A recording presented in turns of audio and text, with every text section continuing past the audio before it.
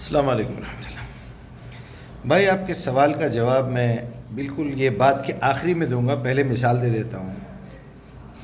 میں نے آپ سے پوچھا تھا بھائی آپ کی شادی کب ہوئی، تو آپ نے جواب دیا کہ 15 مارچ کو ہوئی۔ اس کا مطلب آپ یہ مہینے میں کچھ ہی دن پہلے اپنی شادی کی سالگرہ منا چکے ہیں، یعنی شادی آپ کی ہوئی 15 مارچ کو، اس کی آپ ہر سال کو ایک سالگرہ منا رہے ہیں۔ بھئی آج میری شادی کی سالگرہ ہے، تو لازماً بھابھی کو ساتھ رکھے ہوں گے، ایک گفٹ دلائے ہوں گے، ایک پارٹی ارینج کرے ہوں گے، کچھ نہیں تو کچھ نہیں، پیار سے ایک پھول کا گجرا لا کے دے کے بولے ہوں گے الحمدللہ آج ہمارے 5 سال ہو گئے، 10 سال ہو گئے، بچہ 18 سال کا ہو گیا، پہلی شادی کی سالگرہ ہے، کچھ بھی ہے، بیوی کے ساتھ ہی منائے ہوں گے نا۔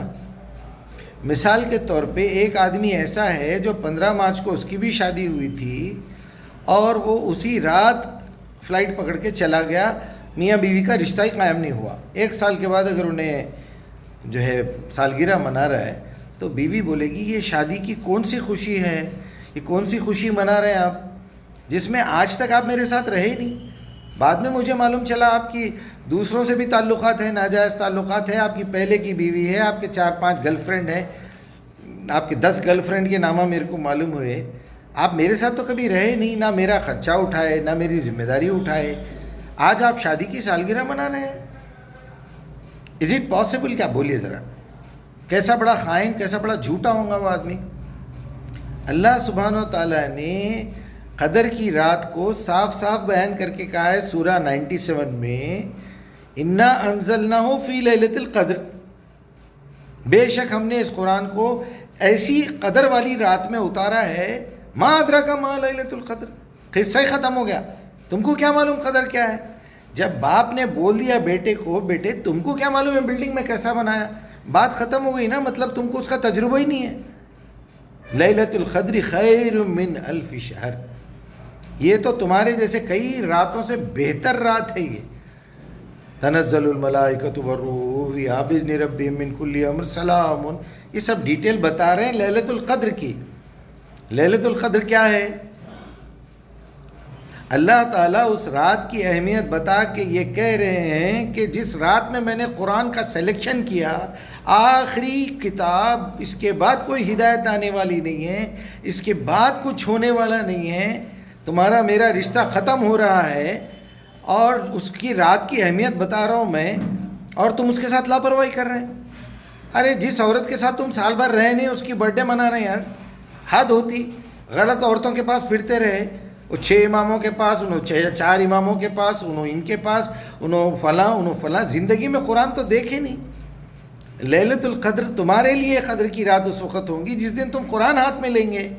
تم نے جب کسی کی قدر کی ہے تو وہ قدر کی رات ہوں گی، تمہارے پاس تو ناقدری کی رات ہے۔ ایک رات کتنے راتیں گزار دی ہوں گے زندگی میں۔ ارے جس عورت کے ساتھ تم رہے نہیں اس کے ساتھ شادی کی سالگرہ منا رہے، غیر عورتوں کے ساتھ پھرتے رہے، قرآن چھوڑ کے بخاری مسلم سیاستہ پڑھتے رہے، قرآن چھوڑ کے حنفی شافعی مسئلے اس کے پیچھے پھرتے رہے، تم تو ناجائز حرکتیں کرے، تم اللہ کی کتاب کی بے حرمتی کرے، غداری کرے، تم قرآن کو لیتے، پڑھتے، سیکھتے، سمجھتے، دنیا بھر کی کوئی بھی کتاب آتی تو پوچھتے تھے بھئی کیوں دے رہے ہیں آپ مجھے، نہیں میرا ایک سوال ہے، تو ٹھیک ہے وہ سوال کا جواب میں قرآن سے دوں گا، تو میں وہ کتاب لوں گا قرآن کے ساتھ میچ کر کے ان کو جواب دوں گا، مجھے کیا ضرورت ہے کسی کی کتاب پڑھنے کی۔ اگر ابوبکر صدیق رضی اللہ عنہ کی کتاب بھی اگر لکھی ہوئی ہوتی حدیث کی، جو 500 حدیثوں کو انہوں نے جلوا دیا، جلا دو بولے، اللہ کے رسول حکم دیے بول کے ہسٹری میں لکھا ہوا ہے، اگر وہ موجود بھی ہوتی تو ہمارے کو ضرورت نہیں تھی ان کی لکھی ہوئی کتاب کی۔ یہ بولنا ہی اس بات کی شہادت دینا ہے، گواہی دینا ہے کہ تم قرآن کو غیر مکمل سمجھتے ہو۔ یہ کتاب مکمل ہے، محفوظ ہے، آسان ہے، ساری دنیا کے لیے ہے، قیامت تک کے لیے ہے، اللہ جھوٹا نہیں ہے،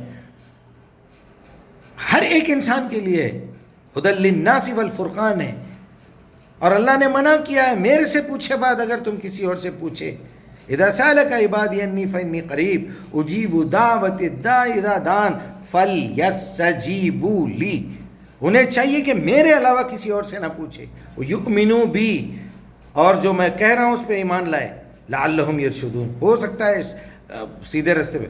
خطرناک غصے میں ہے اللہ سبحانہ و تعالیٰ، عجیب لوگ ہیں یار۔ ارے رکھو بھائی، پڑھو، آپ پوری دنیا کو پڑھو.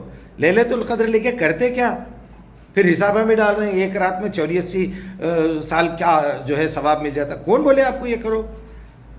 84 سال کے گناہ معاف ہو جاتے. جھوٹ بولتے ہوئے شرم تو کرو. مرنا نہیں ہے، اللہ کے رسول کے سامنے جانا نہیں ہے. کبھی قسم کھا کے بول سکتے ہیں اللہ کے رسول کی بات ہے بول کے؟ آئیے میرے سامنے آئیے، میں قرآن رکھتا ہوں اور آپ کے سامنے یہ روایت رکھتا ہوں، بخاری رکھتا ہوں. بخاری پہ ہاتھ رکھ کے بولیے میں قسم کھا کے بولتا ہوں کہ یہ واقع اللہ کے رسول کے الفاظ ہیں، ورنہ میرے کو اللہ اسی وقت جلا کے مار دے، اللہ کا عذاب آ جائے مجھ پہ. یہ کہو، یہ قرآن کا طریقہ ہے. ہاتھ اٹھا کے یمین قبلہ رخ ہو کے بولو میں گواہی دیتا ہوں کہ یہ بخاری 100% اللہ کے رسول کے الفاظ ہیں. بول سکتے ہیں آپ تو اگر قرآن کے اوپر بھی ہاتھ رکھے تو جھوٹے ہیں آپ، کیونکہ آپ نے قرآن پڑھا ہی نہیں، سمجھا ہی نہیں. آپ کا تو سچویشن سورہ منافقون کی پہلی آیت کے برابر ہے. اذا جاءک المنافقون قالوا انک رسول اللہ واللہ یعلم انک رسول اللہ واللہ یشہد ان المنافقون الکاذبون. بے شک آپ اللہ کے رسول ہیں، لیکن یہ منافقین جھوٹے ہیں. یہ کہتے ہیں آپ اللہ کے رسول ہیں، ان کے دل میں ہے نا دماغ میں ہے یہ بات. کب تک مذاق اڑائیں گے یار؟ مرنا نہیں ہے کیا؟ مر کے اٹھنا نہیں ہے؟ اس سے صاف ظاہر ہوا کہ تم مومن نہیں ہو، تم نے ایمان لایا ہی نہیں اللہ پہ. تم بغیر سمجھے کہ اگر قرآن کو مانتے ہو تو تم جھوٹے ہو. تم نے قرآن کو نہیں پڑھا تو اس کا مطلب تم نبی کو پہچانتے ہی نہیں ہیں، تمہارے پاس قصے کہانیاں ہیں صرف. تم نے قرآن نہیں پڑھا تو تم فرشتوں کے بارے میں جانتے ہی نہیں. تم نے قرآن نہیں پڑھا ہے اور پرانی کتابوں کو نہیں پڑھا ہے تو تم جھوٹ بول رہے ہو. وہ کتب ہی وہ رسول ہی وہ یوم الآخری، تم جھوٹ بول رہے ہو. یوم الآخرت پہ تمہارا بھروسہ ہے، کیونکہ اگر جو شخص یوم الآخرت پہ بھروسہ کرے گا، ایمان لائے گا، وہ ڈرے گا ایسی باتیں کرنے سے. ولا تخف ما ليس لك به علم ان السمع والبصر والفؤاد كل اولئك كان عنه مسؤولا. حد ہوتی بے شرمی، بے غیرتی اور بے حسی کی. پھر بولتے مجیب بھائی بہت سخت بولتے. یار دل جل رہا ہے تم لوگ کس راستے پہ جا رہے ہیں جہنم کے؟ کس کے پیچھے جا رہے ہو؟ جس کی عقل ماری گئی ہے، جس کے دلوں پہ اللہ نے تالے ڈال دیے ہیں.